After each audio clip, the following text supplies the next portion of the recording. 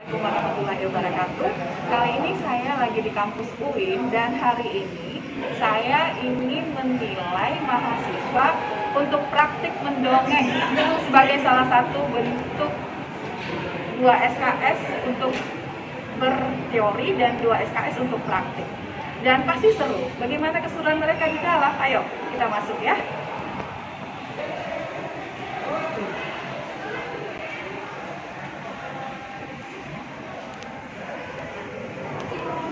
Assalamualaikum.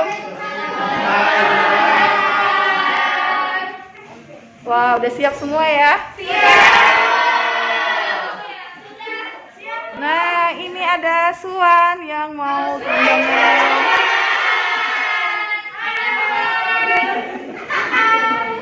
Nah, ada Aini juga.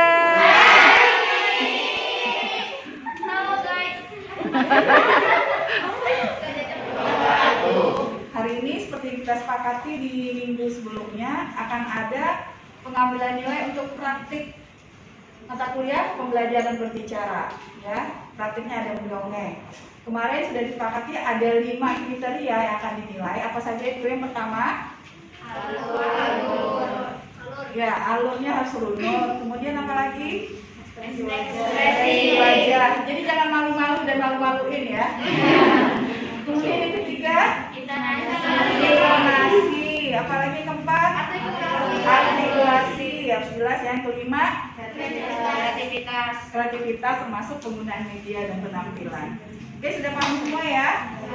Nah, silakan siapa yang mau pertama tampil?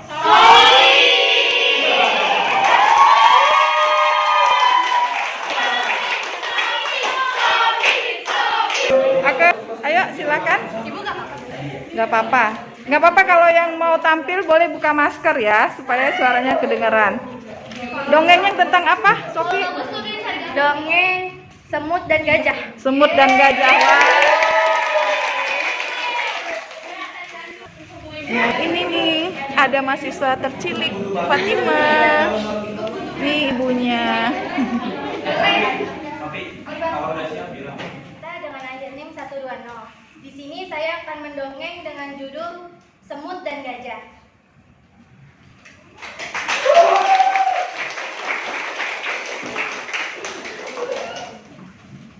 Matahari siang itu bersinar sangat terik. Para koloni semut memilih untuk tinggal di rumah. Mereka ingin bersantai sambil menikmati persediaan makanan. Tiba-tiba, bumi terasa bergoyang. Koloni semut pun panik. Gempa bumi! Gempa bumi! Teriak semua semut. Mereka berbondong-bondong keluar dari rumah yang terletak di dalam tanah.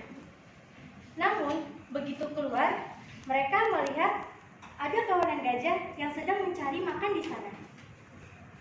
Ya, tadi bukan gempa bumi, melainkan ulah gajah-gajah itu. Melihat itu, ketua koloni semut marah.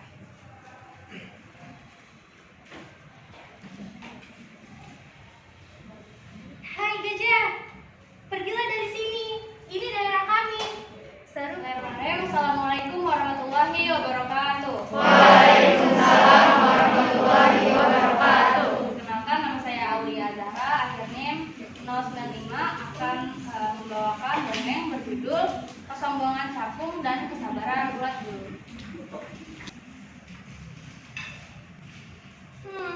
Biarlah cacat capung berkata apa saja yang ia suka. Suatu hari akan aku berikan kejutan. Tidak ada satu hewan pun yang datang kecuali hewan maka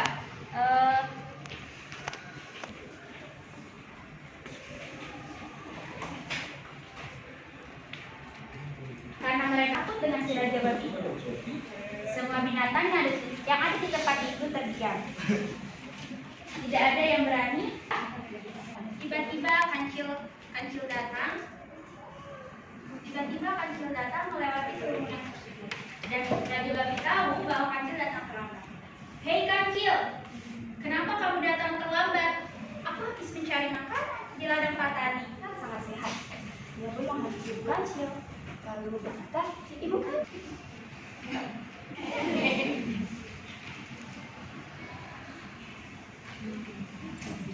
Hei, tidak ada yang boleh membangun sarang di pohonku. Ini dipesan ke sini. Tong, ini zaman edan. Zaman udah mau kiamat. Lu kudu banyak berbuat baik sama orang. Ya, di sini kami akan bercerita tentang kembarannya Saka, namanya itu Haji Saka. Jadi dia ini punya kembaran. Ya benar ya Saka ya? Silakan, saya ingin bercerita terlebih dahulu. Menyusuri hutan, dia berlari dengan sangat cepat. Dia tidak melihat ada kawan-kawan yang sedang berkumpul.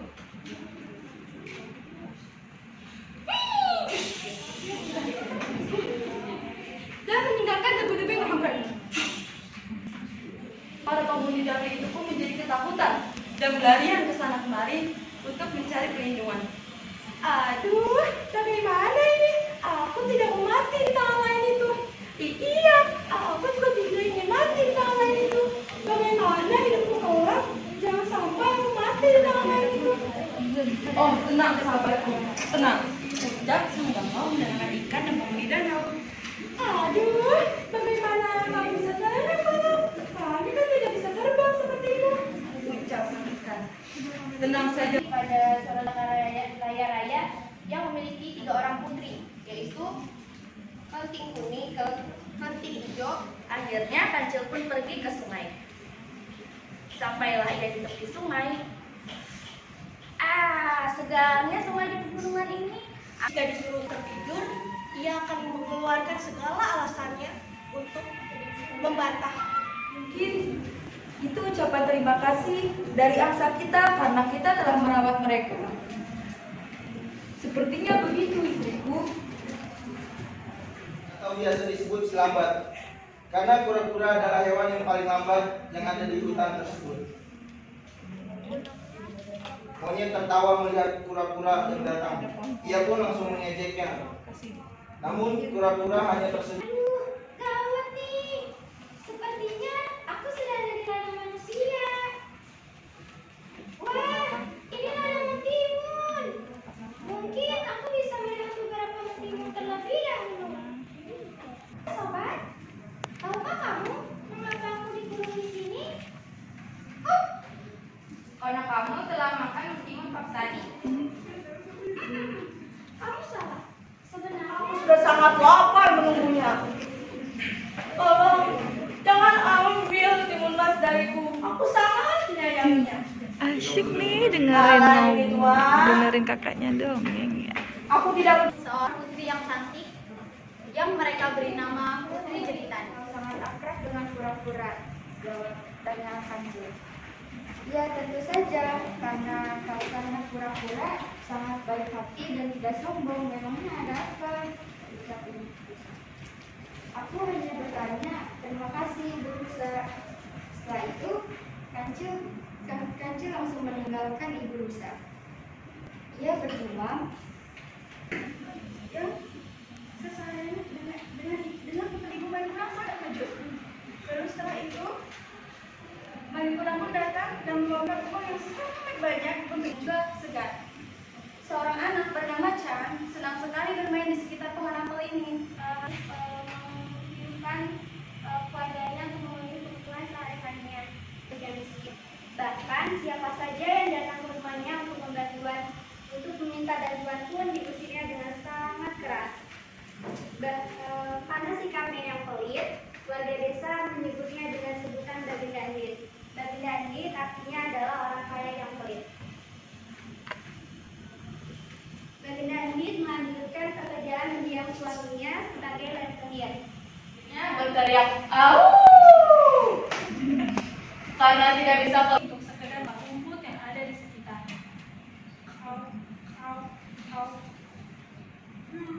Rumput saja ternyata tidak membuatku kenyang. Lalu dia sangat kecewa dan mengurung. Tanpa dia sadari, ada seorang pemburu yang datang dan Karena ayah meninggal, sang ibu harus bekerja keras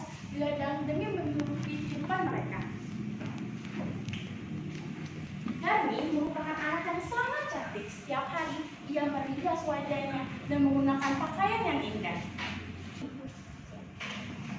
Namun, Kancil tidak bisa menahan rasa inginnya untuk mencicipinya. Wah, rasa kecil dia daripada tertidur menjadi orang baik untuk semua orang. Sehingga aku akan memberikan kehidupan untuk Pinocchio kecilmu. Kejar perintah. Di sana, rakyatnya hidup dengan makmur dan ladangnya serta tanahnya begitu subur. Raga ingin membahagiakan ibu. Ibunya yang tua pun membalas perkataan Sampuraga. Ibu akan mengizinkanmu, nak. Adalah dia pelajaran karena telah mengingkari ibunya. Melompat, berlari seperti orang yang kesetrum. Malam, Pram tidak bisa tidur. Kamu, benar Paduka, itu suara putramu. Boleh kamu masuk sekarang? Baik, silakan. Anaknya pun tegas. Hah, ada apa itu? Siapa itu? Apakah aku salah membawa telur? Itu bukan seperti anakku. Dia, kita nggak boleh bermain dengan dia. Dia jelek. Dia tidak seperti kita. Bella mau dikasih boneka.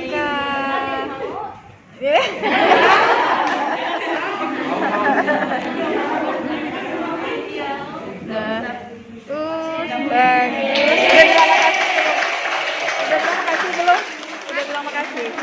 Udah. Udah bilang makasih, Nak. Udah. Bahwa kau berteman denganku. Lalu ular pun menjawab, kita tidak bisa berteman. Kita sudah Apa, Pak? Hanya ada jeruan. Lalu bagaimana, Pak? Kita tidak akan mendapatkan emas lagi. Putih pun meninggal dunia. Karena ibu bawang putih meninggal dunia dan ayah bawang putih merupakan seorang pedagang yang kerap kali pergi keluar daerah dan meninggalkan bawang putih sendirian di rumah, maka ayah bawang putih pun memutuskan untuk menikah lagi. Surah merasa stres karena setiap hari hanya harus makan ikan asin, dan ikan asin terus.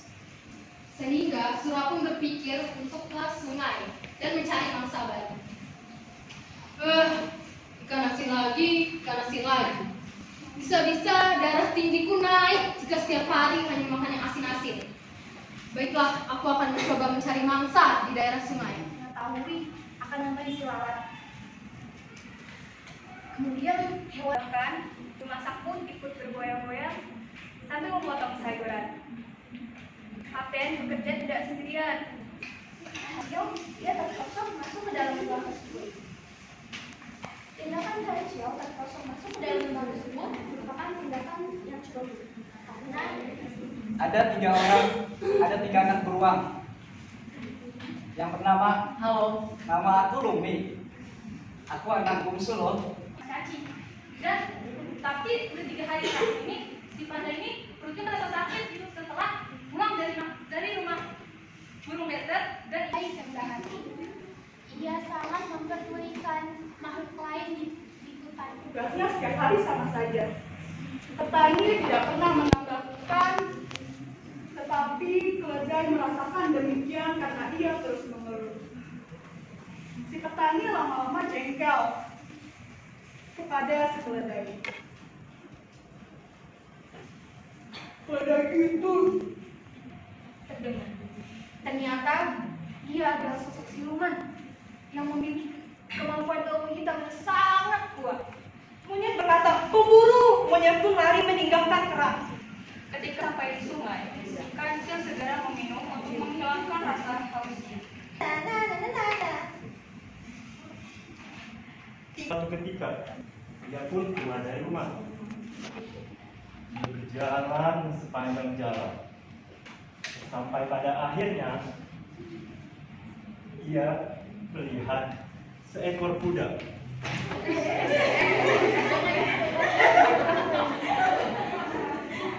Ia melihat seekor kuda di padang rumput. Lalu, ia berjalan merapat melewati kuda tersebut. Kemudian, Laki-laki itu bertanya kepada si pemuda. Bisa aja bisa. Aku tak punya teman di sini. Tapi kupikir kita bisa jadi teman yang baik. Bukan karena ia merasa tak pernah berbuat dosa, tetapi lihatlah bagaimana sang raja menilai bahwa setiap manusia tidak ada yang suci. Nama saya Regita Oksiana Rahmadani dan NIM akhir 51. Demikian vlog saya kali ini. Saya dengan mahasiswa TPSI semester 2, kelas 2A, kelas 2B, 2C dalam mata kuliah pembelajaran berbicara. Mereka praktik mendongeng, tentu saja seru bagi teman-temannya, dan kemarin juga ada Suwan dan Aini yang ikut melihat dan mendengar serta asik dan seru menyimak dongeng dari kakak-kakaknya. Sampai jumpa ya. Assalamualaikum warahmatullahi wabarakatuh.